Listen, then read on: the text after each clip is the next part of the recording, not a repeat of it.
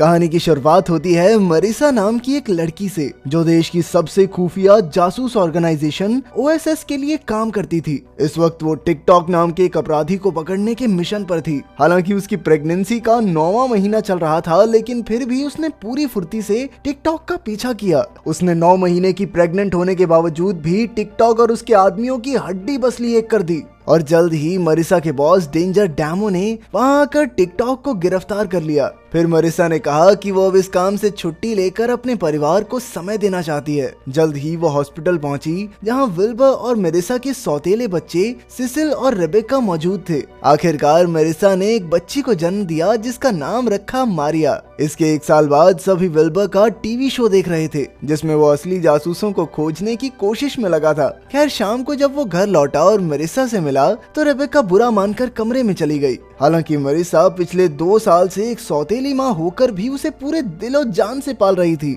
लेकिन रेबेका का मानना था कि माँ तो एक ही होती है। कुछ देर बाद मरीसा रेबेका के कमरे में आई और उसे उसकी माँ की तस्वीर थमाते हुए कहा कि वो उसकी जगह नहीं लेना चाहती, और साथ ही उसे खुश करने के लिए तोहफे में एक नेकलेस दिया, जिसके अंदर एक खास लाल क्रिस्टल जड़ा हुआ था। इससे रेबेका काफी खुश हुई। इसके बाद वो विल्बर के पास गई तो उन्होंने टीवी पर देखा कि साइंटिस्ट के हिसाब से समय अपनी आम रफ्तार से थोड़ा तेज दौड़ने लगा था। दरअसल कुछ ही मिनटों में अब कई घंटे बीत रहे थे और अब तक किसी को भी इस बात का एहसास नहीं हुआ। तब टाइम कीपर नाम के एक विलन ने इसकी जिम्मेदारी ली और पूरी दुनिया पर आर्मागेडॉन नाम का हथियार फेंक कर धरती नष्ट करने की धमकी दी। बाद में टाइम कीपर ने टिकटॉक को वो लाल क्रिस्टल चुराने का हुक्म दिया, जो इस वक्त रेबेका के गले में था। अगली सुबह ओएसएस ने मरीसा को फोन किया और वो क्रिस्टल लेकर ऑफिस पहुंचने को कहा। जब मरीसा ने रेबेका से वो नेकलेस वापस मांगा तो रेबेका ने गुस्सा होकर नेकलेस का खाली डब्बा लौटा दिया। फिर मरीसा ने अपने कुत्ते आर्गोनॉट को बच्चों की रखवाली करने को कहा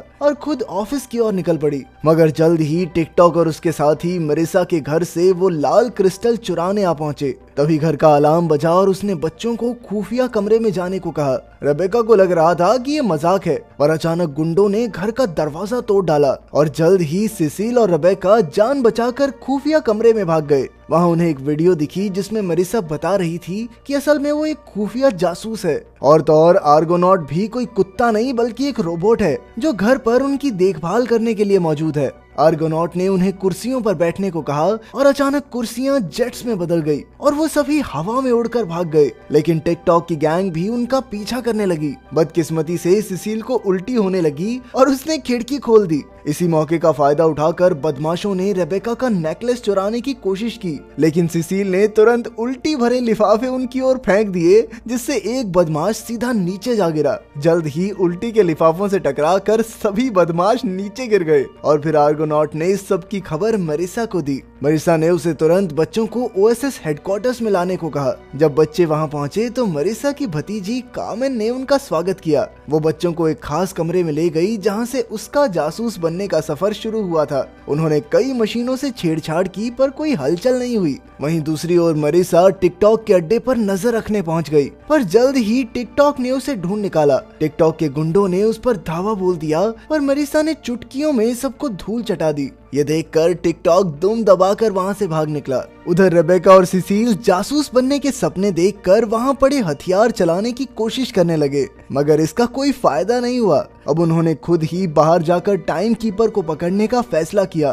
तभी कुछ सिक्योरिटी गार्ड्स ने उन्हें देख लिया और गार्ड्स को लगा कि वो चुपके से हेडक्वार्टर्स में घुस आए थे, इसीलिए वो उन दोनों के पीछे दौड़ने लगे। पर तब आर्गोनॉट ने अपनी शक्तियों से उन्हें चकमा दे दिया। फिर बच्चे एक खास कमरे में घुसे, जहां उन्हें पता चला कि ओएसएस के जासूसों ने टाइम कीपर का अड्डा ढूंढने की कोशिश की थी, पर वो कामयाब नहीं हो पाए। तभी सिसिल ने वहां लिखा खुफिया मैसेज पढ़ा तो उसके दिमाग की बत्ती जली और उसे समझ आया कि टाइम कीपर का अड्डा बिग टाइम नाम की एक घड़ियों की दुकान में है। इसके बाद वो दोनों अपनी समझदारी से उस अड्डे तक पहुंच गए। उधर कार्मेन ने मरीसा को फोन करके बताया कि बच्चे भाग गए हैं। मरीसा ने उससे बच्चों का पता पूछा और तुरंत दुकान की ओर निकल पड़ी। वहीं बच्चों को दुकान में एक खास दरवाजा मिला जो एक कमरे में खुलता था। अंदर जाने के लिए उन्होंने एक बड़ी सी घड़ी पार की और फिर उन्हें एक कंप्यूटर दिखा जिस पर एक डॉक्यूमेंट्री चल रही थी। उसमें बताया था कि 1930 के एक एक्सपेरिमेंट के दौरान आर्मेगेडॉन हथियार ने एक बच्चे को मूर्ति बनाकर समय में रोक दिया था। इसके कई साल बाद एक लाल क्रिस्टल की मदद से वो बच्चा समय की कैद से आजाद हुआ।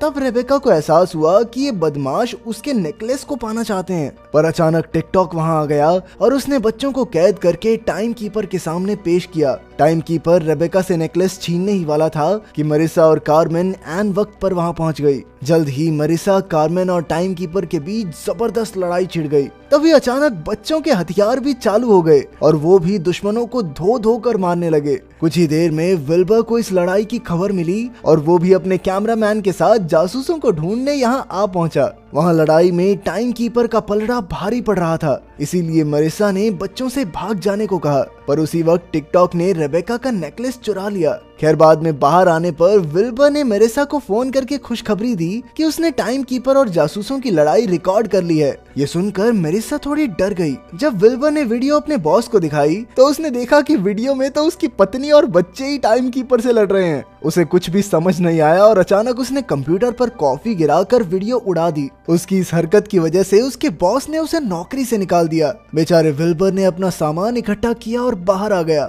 बाद में जब वो मरिसा से मिला तो उसने बहुत गुस्सा किया, क्योंकि उसने अब तक विल्बर से ये पूरी सच्चाई छिपा कर रखी थी। मरिसा ने कहा कि उसने ये बात इसीलिए छिपाई क्योंकि जिस दिन उसने मारिया को जन्म दिया उसी दिन उसने नौकरी छोड़ दी थी। लेकिन विल्बर अब भी उसे माफ नहीं कर पाया और गाड़ी में बैठकर चला गया। इधर वक्त बहुत तेज रफ्तार से बीतता जा रहा था। तब ओएसएस एजेंट्स की एक मीटिंग हुई जिसमें बताया गया कि आर्मेगेडॉन हथियार को ओएसएस की बिल्डिंग के लेवल 13 पर बहुत कड़ी सुरक्षा में रखा गया है। बॉस डेंजर ने कहा कि अगर किसी ने आर्मेगेडॉन को चुरा लिया तो धरती का सर्वनाश होना पक्का है। इस केस में कार्मेन का भाई जूनी भी काफी सालों बाद जासूस के रूप में शामिल हुआ। जब जूनी को ओएसएस का बैज मिला तो कार्मेन ने गुस्से में बैज फेंक दिया, क्योंकि वो जूनी के अचानक चले जाने से काफी नाराज थी। खैर डेंजर ने बहुत सारे जासूसों को टाइम कीपर को पकड़ने के मिशन पर भेज दिया और खुद रेबेका और सिसिल से मिलने चला आया। उसने उनकी बहादुरी की तारीफ की और कहा कि वो भी बड़े होकर जासूस बन सकते हैं। जब वो जाने लगा तो अचानक रेबेका ने देखा कि उसकी घड़ी टाइम कीपर की घड़ी जैसी थी और सिसिल को भी एहसास हुआ कि अगर उसके नाम डेंजर डामो के अल्फाबेट्स को थोड़ा इधर उधर हिलाएंगे तो आर्मेगेडॉन बन जाएगा। ये सुनकर डेंजर ने अचानक दरवाजा बंद कर लिया और तब ये खुलासा होता है कि असल में डेंजर ही टाइम कीपर है। फिर वो बच्चों को कमरे में बंद करके खुद बाहर आ गया। उधर मरिसा, कार्मेन और जूनी घड़ियों की दुकान में जा रहे थे कि अचानक बच्चों ने मरिसा को फोन करके बताया कि डेंजर ही असली टाइम कीपर है। लेकिन मरिसा को लगा कि बच्चे हमेशा की तरह उसके साथ मजाक कर रहे हैं और उसने फोन काट दिया। फिर जब वो अंदर घुसे तो टाइम कीपर ने अपना मास्क उतारा तो सबके होश उड़ गए, क्योंकि ये सच में डेंजर डामो ही था। उसे पता लग चुका था कि आर्मेगेडॉन ओएसएस की बिल्डिंग में ही छिपा है और उसके आदमी जल्द ही उस तक पहुंच जाएंगे। फिर उसने सभी जासूसों के बैजेस में लगी चिप को कंट्रोल करके सबको वक्त में कैद करके मूर्ति बना दिया। लेकिन क्योंकि जूनी का बैज कार्मेन ने फेंक दिया था इसीलिए वो बच गया।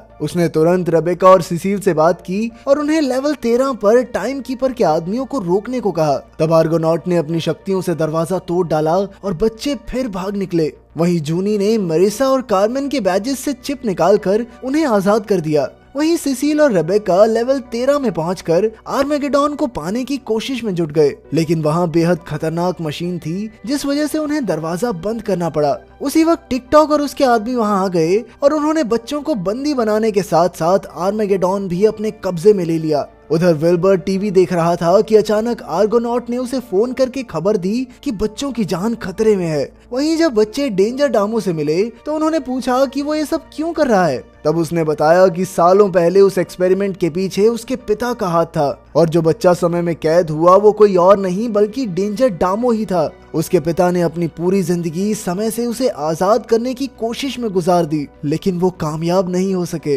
फिर कुछ साल बाद वैज्ञानिकों को वो लाल क्रिस्टल मिला जिसकी अद्भुत शक्तियों से डेंजर डामो को आजाद किया जा सकता था। जब डेंजर आजाद हुआ तो उसने देखा कि उसके सभी परिवार वाले मर चुके थे, इसीलिए वो आर्मेगेडॉन की मदद से समय में वापस जाकर अपने पिता से मिलना चाहता था। तब सिसिल ने देखा कि डेंजर पहले भी समय में वापस जाने की कोशिश कर चुका है, पर हर बार चीजें और बिगड़ जाती थी। असल में टिकटॉक और उसकी पूरी गैंग भी उसका समय के साथ छेड़छाड़ करने का ही नतीजा था। तब रेबेका ने उसका दर्द समझा और उसे बचा हुआ समय खुशी से बिताने की सलाह दी, मगर डेंजर ने किसी की एक न सुनी और वो आर्मेगेडॉन को साथ लेकर टाइम मशीन में चला गया। इस बार वो लाल क्रिस्टल भी उसके पास था, इसीलिए वो समय में वापस जाने में सफल हो गया। लेकिन कुछ ही पलों में वो वापस आ गया। अब वो काफी बूढ़ा हो चुका था, क्योंकि इस तरह बार बार टाइम मशीन में जाने से इंसान के शरीर पर बहुत बुरा असर होता था। वापस आकर उसे समझ आया कि जो बीत गया उसे बदला नहीं जा सकता